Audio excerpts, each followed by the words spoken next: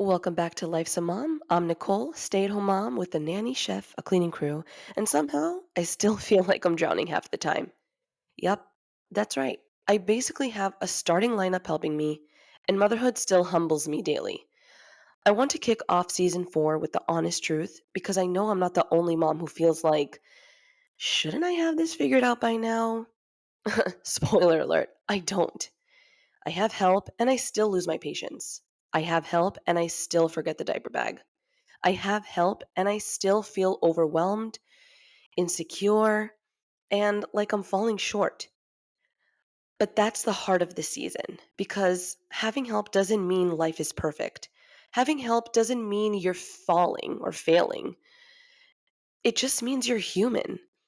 And honestly, I think we need to stop pretending that motherhood gets easier just because we have support or experience or a full fridge of pre made meals. So, this season, we're talking about the messy parts, the I thought I'd feel better by now parts, the identity struggles, the marriage struggles, the me struggles, but also the real, raw, beautiful moments that remind us why we're doing this. So, whether you're listening in the car, hiding in the pantry, or pacing your kitchen at 2 a.m., I'm here. We're in this together. So the other day, I'm in my kitchen and I'm standing there about to lose my mind over a missing pacifier. I had a baby 2 months ago and it's been the best thing ever. I have to say, I know everyone has a different experience, but for me, I think for me, 0 to 1 was harder than 1 to 2. Like I'm having it maybe now because I have help and we have a house and my dogs are in doggy daycare because dogs definitely take a toll on you after you have a baby. Um, but yeah, it's just crazy to me. But anyways, literally, I could not for the life of me find a pacifier. And mind you, I have maybe 1,000. But in that specific time, I could not for the life of me find it. And my baby is crying. And like that's how I soothe him with his pacifier. And then I had a moment of like, wait, how am I still overwhelmed? Like, how am I still one meltdown away when I literally have help coming out of my ears? I mean, honestly, I have a nanny, a full time nanny. I have a chef. I don't know how to cook for the life of me. I've tried, it's not for me. And I have a cleaning crew that comes twice a week, but I'm still running around feeling like I'm 2 steps behind. And that's when I realized, guys, having help doesn't erase the emotional load of being a mom. Like, it doesn't mean you suddenly float through the day like a Pinterest mom on a cloud of gratitude. Like, listen, being a mom isn't about tasks, it's about heart. It's about constantly giving, worrying, showing up, even when you feel empty, regardless of all the help that you have. And I'm not just talking about the help that I have. Like some people have their family members, some people have, husbands that don't work so much. So everyone has a different scenario, and that's fine. But I don't want moms to think, oh, I should not be complaining because I have help here or I have help there. And honestly, I just don't think we talk enough about this, like the invisible work of motherhood. Like, yeah, I have help folding the laundry, but I'm still the one noticing the diaper rash. I'm still the one waking up in the middle of the night when the baby cries. Luckily, my firstborn, he's 2 years old, he sleeps through the night. Thank God. Um, but like, I'm still the one holding the mental checklist of snacks, sunscreen, extra clothes, nap schedules, play dates. Oh, and yeah, trying to be a wife and a person too. Like, it's a lot. It's really so much. And then there's this like weird guilt. Like, I feel bad even saying that I'm overwhelmed because I know how lucky I am to have help. Like, I know some moms are doing this solo. I know some moms wish, they had a support, or some moms that are working and they're struggling in different ways, or it's just everyone has different scenarios. But guess what? That doesn't cancel out my hard days, even though we have help or I have help. It doesn't mean that I don't get to feel tired or tapped out or totally lost sometimes. I've learned that help can lighten the load, but it doesn't take away the emotional weight of motherhood. And honestly, we really need to stop comparing ourselves and start showing up for each other. Because whether you have no help, a little help, or a whole team, this job is hard, and you're allowed to say that. And let me tell you, even with the chef, I still forget to eat sometimes. Even with the nanny, I still cry in the bathroom sometimes. Even with the housekeepers, I still trip over toys every freaking day. So, yeah, I'm starting this season by saying it out loud. I have help and I still struggle. And I know that I'm not the only one. And that's why I wanted this first episode to be honest, raw, and a little messy, just like motherhood. I'm done pretending like I've got it all together. And if you've been pretending to, you don't have to anymore. You don't have to carry it all alone. You don't have to fake perfection. We're in this together. So, this season, let's have the real conversation. Let's talk about the hard stuff, the beautiful stuff, and everything in between.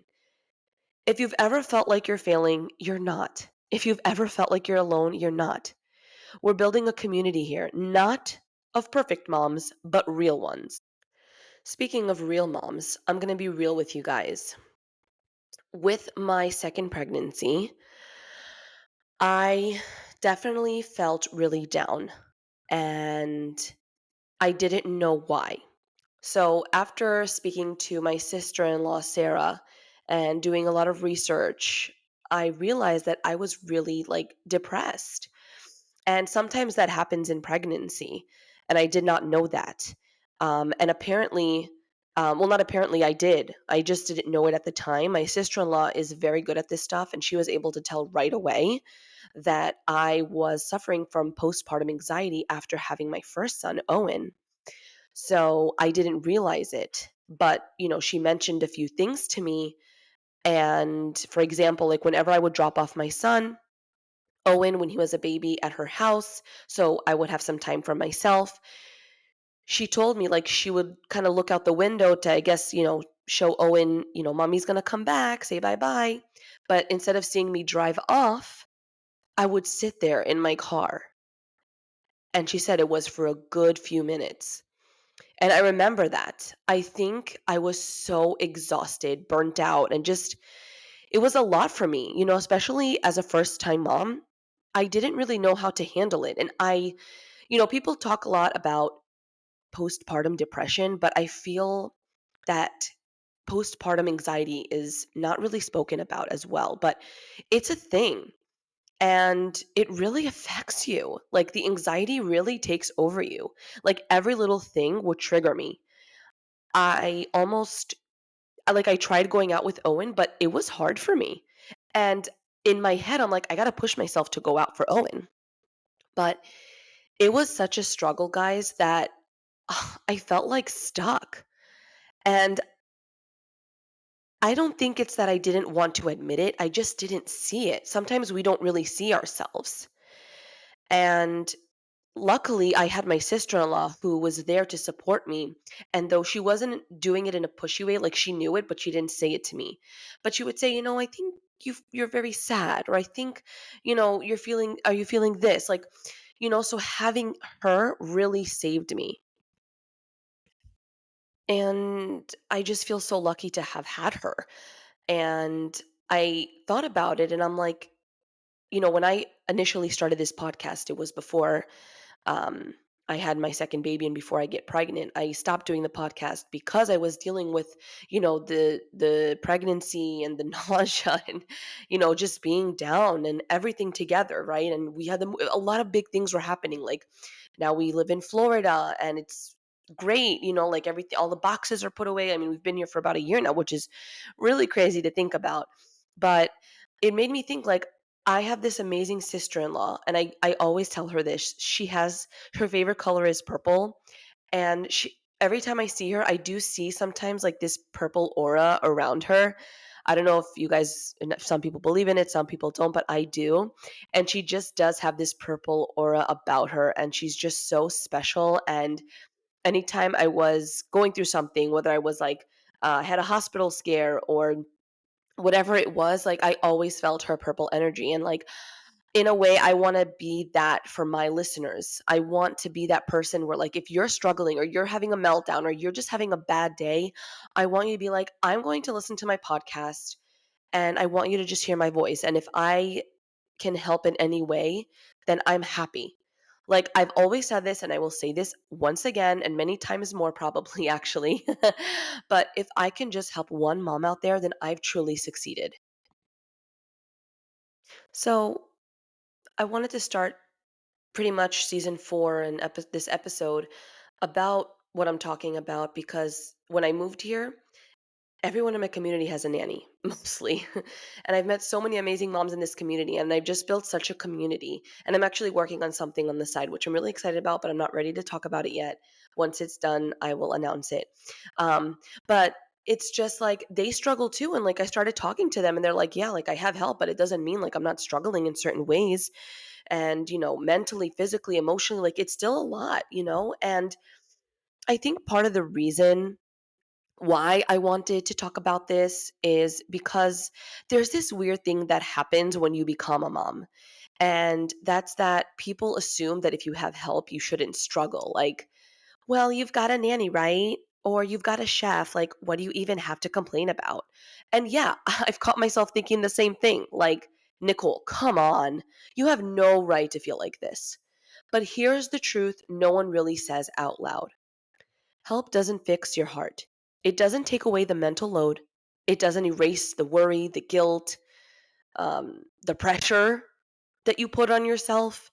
It doesn't fill the moments where you're questioning if you're a good mom or if you're enough, or even if you even recognize yourself anymore. That's a thing. And so having help means someone's folding my laundry, but it doesn't mean someone's folding me back together on the days I feel like I'm falling apart. That was good. And yeah, like some days I wish there was a person for that. Like, hi, can I book a full service of emotional reset? Oh, and can you throw in a confidence boost while you're at it? But motherhood doesn't work like that. Life doesn't work like that. And that's why I'm just so passionate about being honest about this stuff because I don't want another mom listening to this thinking, wow, she has help and I'm here doing it all alone. So I must be feeling way worse. You're not. We're all carrying something. And none of us are doing this perfectly. I promise you. I don't care how perfect some mom's Instagram reel might look or her photos or how many photo shoots she does. Which, by the way, no hate to anyone, but like they say the more photo shoots you do, the more unhappy you are because you're compensating for something. Like you're trying to prove to people, like, I'm happy, I'm happy. And I spoke about this before, but like, I don't even care to do photo shoots that much anymore. Like I do it for like the big things, the milestones, because like I want to look back. But like, it's just one of the moms here is a therapist told me that, and I was like, wow, because I used to do a lot of photo shoots too when I was really unhappy, so it makes sense. But again, if you're out there doing photo shoots, like do your thing. Like I'm not saying that it's bad or anything like that, but like that's, you know, something that one of the mom therapists here told me. She's like, she had a mom come to her because she's a therapist, postpartum therapist. And this mom like had like all the time wanted to do photo shoots. Like she had pretty much one for every month. Like when her son turned like from 1 to 2 to 3. And like I was like, what's wrong with that? She's like, Nicole, like she was very unhappy at home. And that kind of gave her happiness. So in my head, I'm like, what's wrong with that if that gives her happiness? You know what I'm saying? Like, but she was telling me they had to work on the real issue of her focusing that happiness and getting that at home and being real happy in private, like not to, try to show the world. And I was like, damn, I didn't think about that. It's really crazy, like that you would think the opposite, like, oh, you must be happy, you're posting, but she told me like, no, Nicole, that's not really it. And it's funny because like now that I'm doing my best, I don't really post much. Like I'll post stories here and there, like of like little milestones and whatever of like my kids, but like I used to do crazy photo shoots. And like even for my son, Liam, he like when he was born we did one, like a newborn photo shoot, but like I don't think I'm going to do one for 6 months, or like, I'll take pictures on my own. I don't know. And like, don't feel the need to post as much anymore. And I look back, I'm like, I used to do that. And I didn't realize I had so much anxiety and I wasn't really happy with myself. And like I was editing my photos like crazy, guys. Like it wasn't healthy. Um, and so I also like want to set the best example for my kids as it relates to, like I suffer from body dysmorphia. And so, like, have you ever looked at a picture of like years ago and you thought you were big and you're like, oh my God, I would kill to go back to that? Like, that's part of body dysmorphia. And actually, I'm going to get on, speaking about this in another episode, but it's relating to OCD. Body dysmorphia does relate, it's a type of OCD.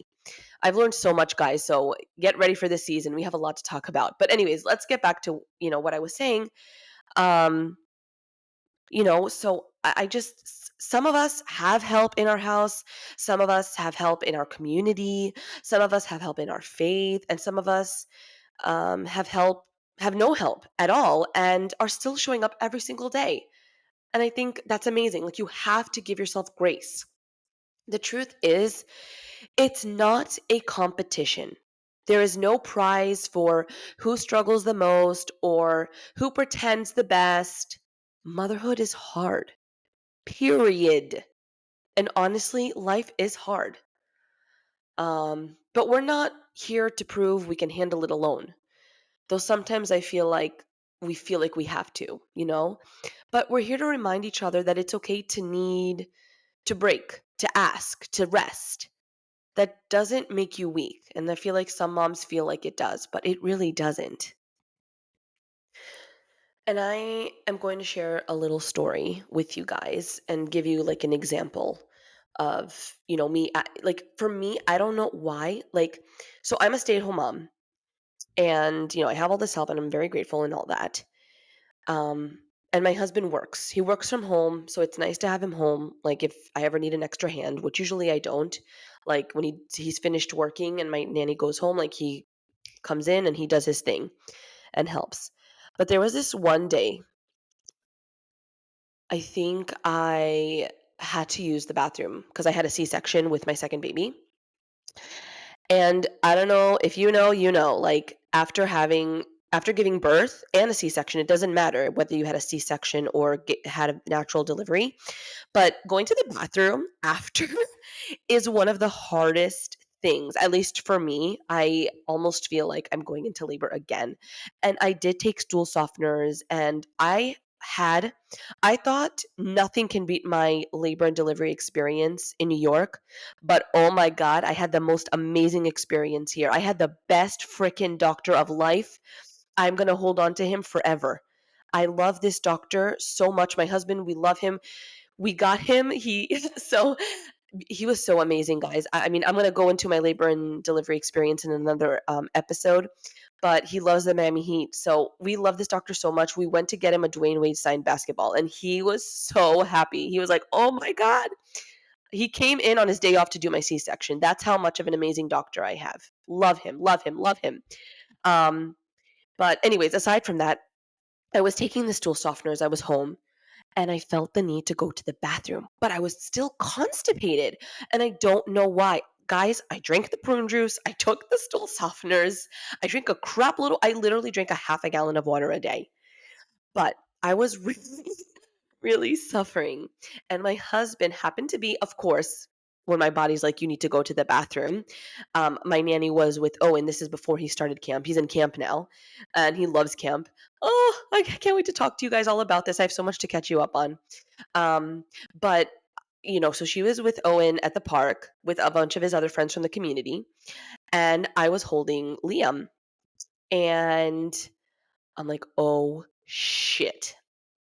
And Ben told me like 30 minutes before, he's like, my love, I have a very important meeting. So do you mind going with Liam upstairs? Because I really needed to be silent.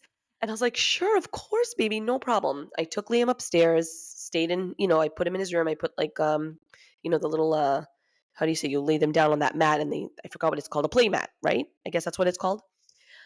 And when I felt that, I went to the bathroom. So in each of the rooms, in our house, we have a bathroom, luckily. So I was in Liam's room and I went to the bathroom while he was on the playmat. And guys, I was suffering. And of course, after like 10 minutes, I would say, of, like, trying to, like, push and, like, crying because 'cause I'm like, "I'm scared, like, I just had a C-section a few days ago."